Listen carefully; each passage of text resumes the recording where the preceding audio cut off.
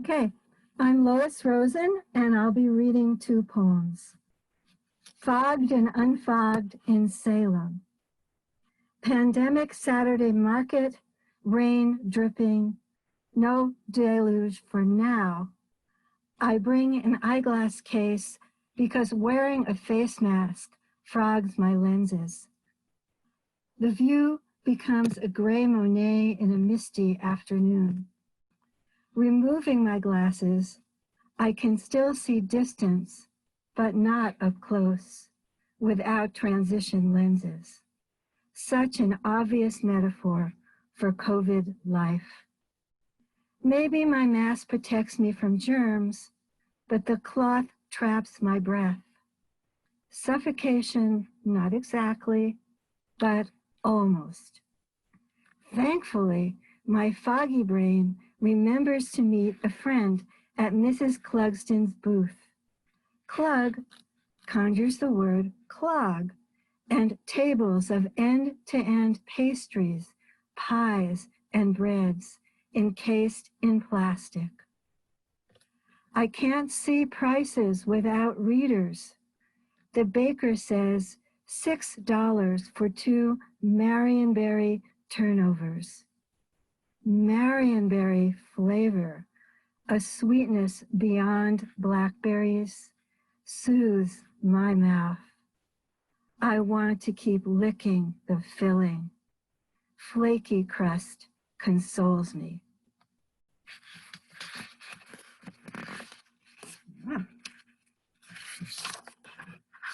And my second poem's about summer delight in Yonkers, New York, where I grew up. Fire hydrant hero. Yonkers is a desert with no oasis, no camels transporting us like sultans. Who cares? We have Louis Rutgers, who never orders us kids, even once, to call him Louis or Mr. Rutgers. Louis knows I'm Lois Leibowitz, and the girl in apartment 1H is Susie O'Connor, and that the DePieces live on the 5th floor. All of us baby boomer kids. Not that we know what that means. What we do know is that our Louis hefts a wrench long as our arms, and as superintendent fixes the broken things in our 96 family building. Yet his beefy hands do not punch or spank. Maybe quadruple the size of mine, his hands take his wrench and screw it to the lid on the fire hydrant, smack in front of our building, Singer Arms. We know a fireman's supposed to open a hydrant, but Louis unscrews the top. Eek, eek, sputter, pow, wow, a geyser erupts. We kids drench ourselves in icy glitter. Take that, mean sun. We rush in, wiggle, leap, spin, girl and boy pinwheels, flying fish, sprites. As the festival finishes, hair streaming, we squeal. 3 cheers for Louis, the super, the super, the super. Thank you. Hello, I'm Susan Morse. Glittery glass, ice cream double dips, white oak shade, exquisitely oily fries, dappled sunlight, $200 t-shirts, eager buyers, money itching to be spent in hot hands.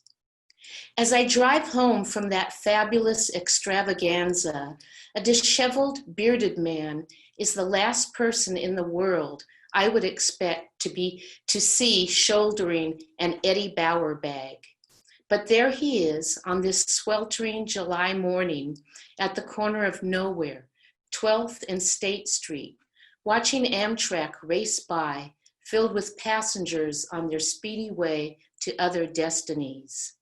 He isn't going. No money, Perhaps no ambition, no directional map. Plus, he's leaning on the yellow crosswalk sign, coughing up his guts between puffs of whatever chemical dependent he clutches between two dirty fingers of his left hand. Eddie Bauer, that bag's a long way from home. This guy is young, needs a shave and a bath, some other way to spend any spare change he manages to acquire. He needs to spend it on something other than cigs. He needs a bullish destiny. This guy needs relief from the heat and from himself. He needs to stop coughing. He needs to quit smoking. He needs to eat. He needs a job. He needs a mother. He needs. But corporate America and all the Eddie Bauers of the world aren't listening, aren't even aware of the irony of a dirty blue sleeping bag lost out on the streets of Salem, Oregon, far from any home. This is the poem I wrote for my sister, the quilter. She began on a Singer treadle machine, cutting simple pieces at first, rocking her foot backward and forward like the G-bend women with their call and response stitches, singing, housetop and bricklayer, singing their visual histories into being, hand to hand, laid down from one generation to the next.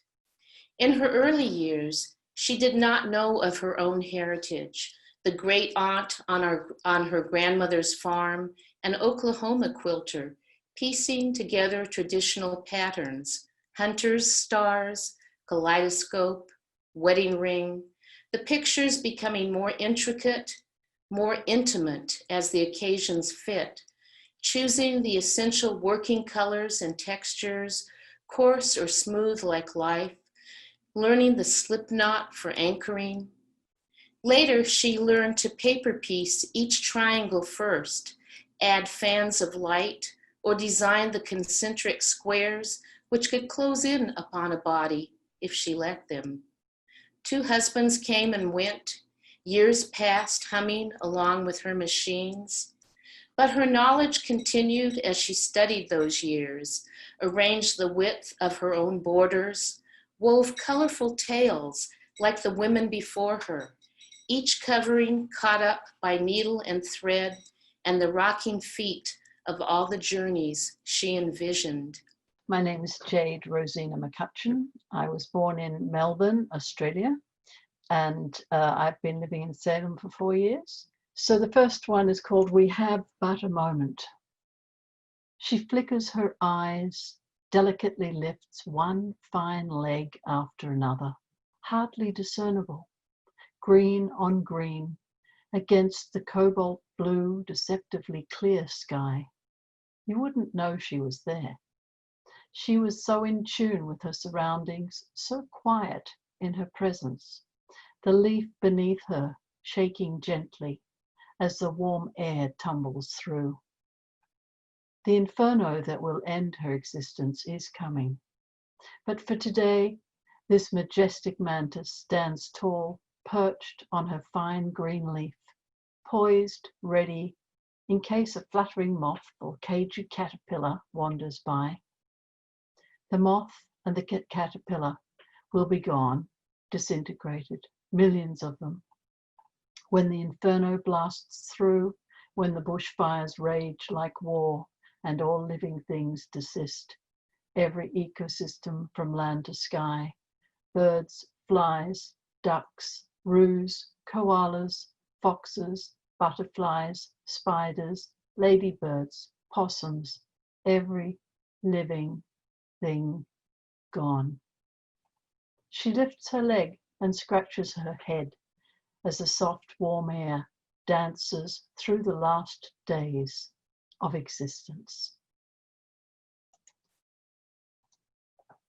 And this second poem, also in response to, I guess, the Australian fires, but also the disasters that are occurring around the planet these times.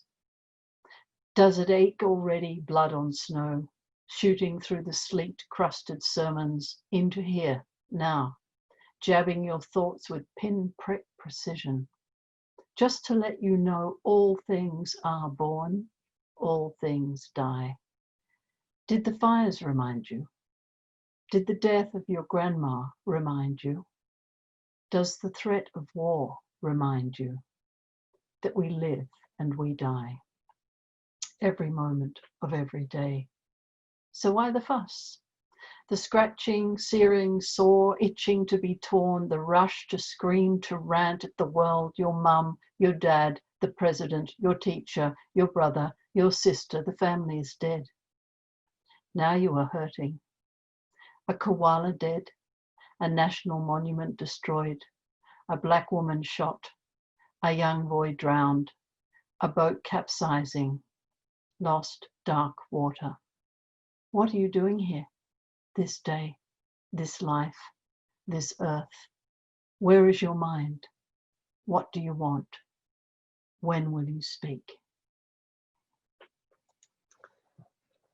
And the third one has just been written recently, and it was in the Deepwood Estates in Salem.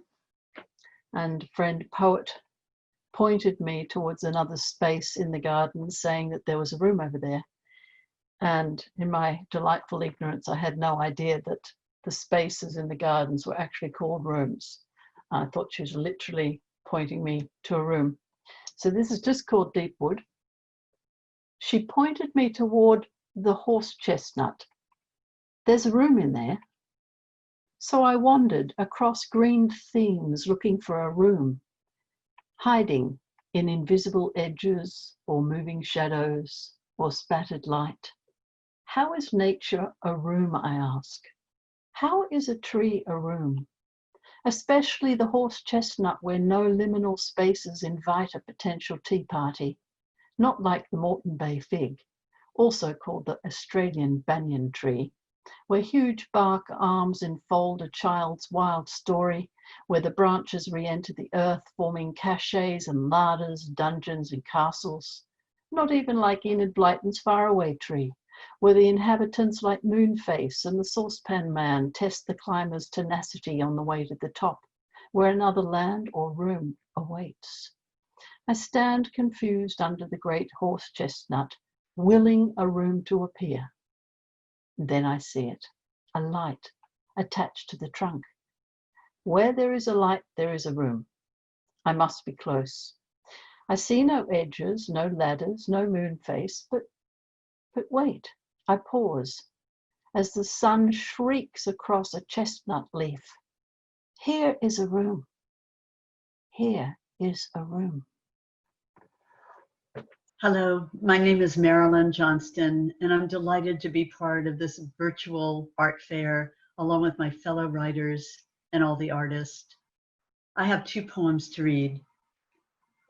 This one is written the last couple of months during the pandemic. My husband talks about COVID-19 as if he's still on patrol. Anytime going out from base camp, you take your chance with snipers.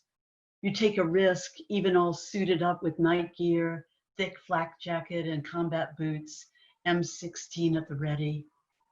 It's hard to tell the difference between friend or foe without a scope, how they can trick you and kill you, even someone symptomless, even if you have your helmet in place. Even with mask and gloves, you take a chance with the things you can't see. All suited up, you could take a shot in the neck or an artery hit in the leg, somewhere that's vital. So you cover and lay low, even on base where a rocket can zero in and find you. The friendly fire, the wife and kids come back from the store, infect you without warning. And triage will become unreliable once overwhelmed with casualties. And again, it's a matter of luck or fate, who lives or dies. Now, the helicopters are circling the perimeter of our house, and someone has to be in charge, ready to drop the red smoke grenades to mark the landing zone. And my husband's on duty, his restless legs once again waking us as he prepares for an enemy that refuses to show its face.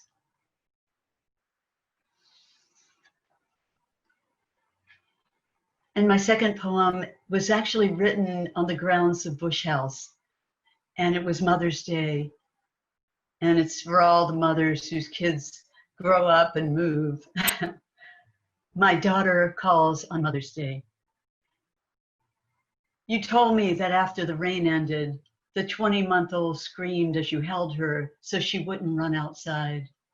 And you described the ache you felt as you finally layered on her sweater and hat, saw her walk away from you in her red boots. You can't yet imagine the day will come when she'll need to leave and you'll finally let her go. Take it from me, long before you're ready, that girl who could carry the entire sky by a kite string will tug your heart so fiercely your world will shift. Hold on tight, you'll hear yourself say, but it will be your turn now to pace back and forth.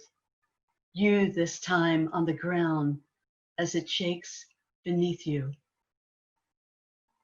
Thank you. Hello, my name is Franca Hernandez, and I'm a member of the Mid-Valley Poetry Society, and I am challenging myself to write poems in all kinds of meters, not just free verse. And so the two poems that I'm going to read tonight, I'm going to have them up on the screen. Over 1,000 years she yearned for sun, in slumber deep and dark on soft bed. Next to brave friend, fierce and ever true, most tender comrade, wise confidant, whither she voyaged upon vast sea, sheltered she was within her care.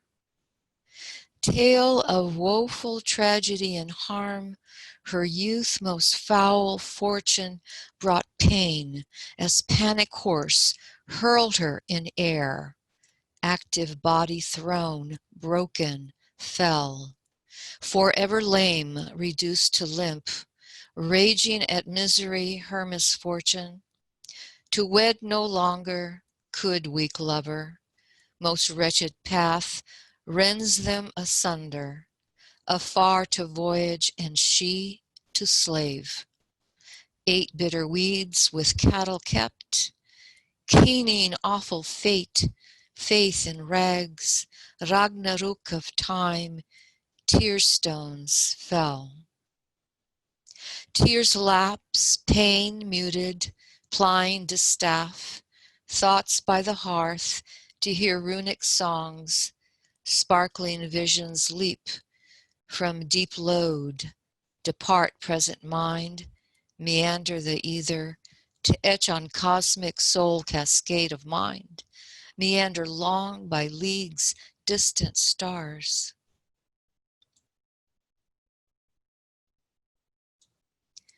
Iuna, bringer of boundless youth, spouse of Bragi, the god skald, gifted holy skills, seether magic, ancient sight evokes eternal flame, of shaman lore, lifted visions, veiled no more, mind revealed. The weight of fame, far and wide in trance, temples of words weighted by visions, her vibrant cunning, the call of life, for lord and crofter, deep trilled chants, regal treasure gold granted Cirrus, great fame on sea and afar abound. Slay of oak, she rode to ovations, rich deep carvings, the cart flank, forms of serpents, symbols, Freya's cats, drawn by callow horse over hoary frost. Far she traversed, turf and heather, heath and comfort in cradled cushion. On the foam of the fathomless sea slithers her bark, brave bark of forests made, 15 pairs of oars, poles set for sails, proud to stern carved, dragons clasp and writhe. Woven tail through tail, each beast wolfed by the trailing tangled brutes forward.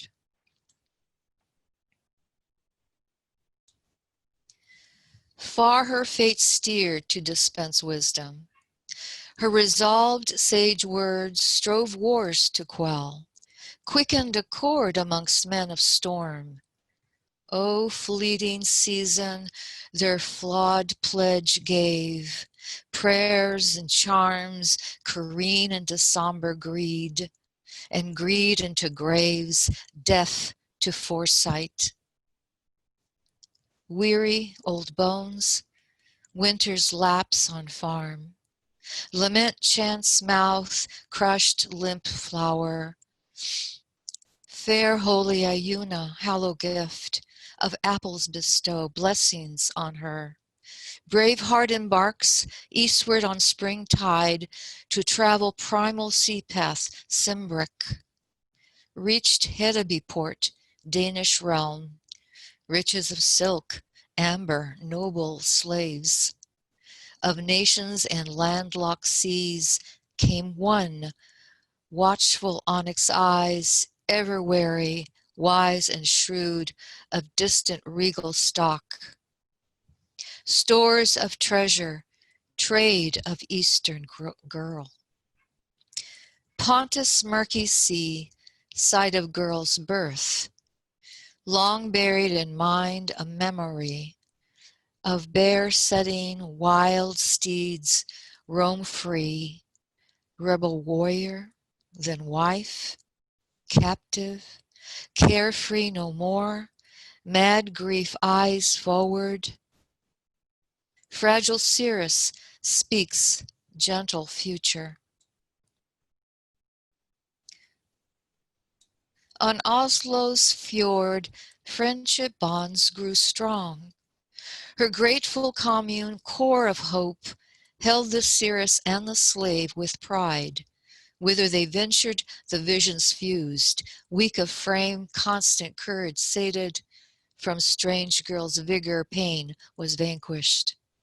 Long boats seek wealth, wage of violence, venturing on rivers and rough seas, swept empires at earth's tree, Yggdrasil. Years pass, disease damages her flesh. Sly fingers carve cunning runes on stick. Mouth silent she wrote, man lacks wisdom. Spring of her death, dirge from hearts bled. Comrades brought her grave goods all summer.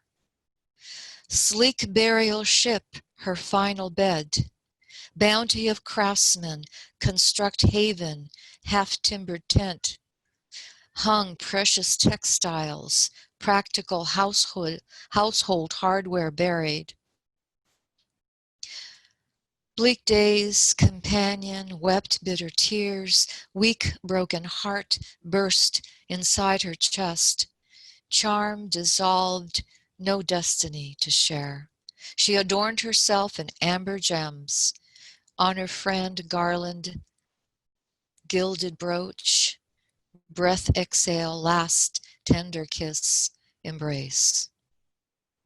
Two deceased, draped in lavish vestments, leather boots bound with skin and fleece, silk woven wardrobes, prize dyes, vibrant, vivid madder blue, kermes crimson, ornate skilled, carved, saga dragon heads, slain horses, hounds, milk cows, feline rare.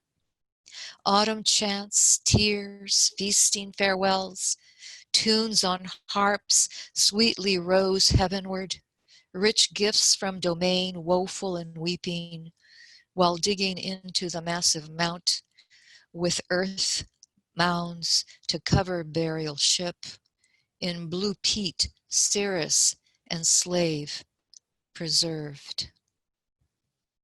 My next poem is titled My Road, and it is a Persian ghazal, which has 7 syllables. The first shir, which is the couplet, has a double keyword ending. The other shears, only second line will have the keyword ending. And a carry a rhyme word forward in each second line before the keyword ending. You can have 5 to 15 stanzas. The last stanzas uses the author's name. And these are, ghazals are always personal reminiscences about moments in a person's life. And this is what this poem is about. I tell a tale of my road, twists here and there my road. A life replete of what's next along the bad and fair, my road. Mount Hood and Mount Jefferson, sacred pair on the high road. Tracking under limpid skies, snow's sacred glare on the road. Each day I saw Tian Shan, ancient thoroughfare, the road. Words over the ancient world, seated on the wayfare, Silk Road. Trod Ninian's holy path to the cave lair on his road. Medieval peak Arcely, chestnuts, fungi fair by road. Loch Lomond's lonely aged crest, regret in the air, my road. Orkney whispers in my ear, Macehoe's prayer on Viking road. Callanish stones surround me. Go or stay, a dare, long road. Franca, one who is candid or blunt, with flair on my road. Thank you.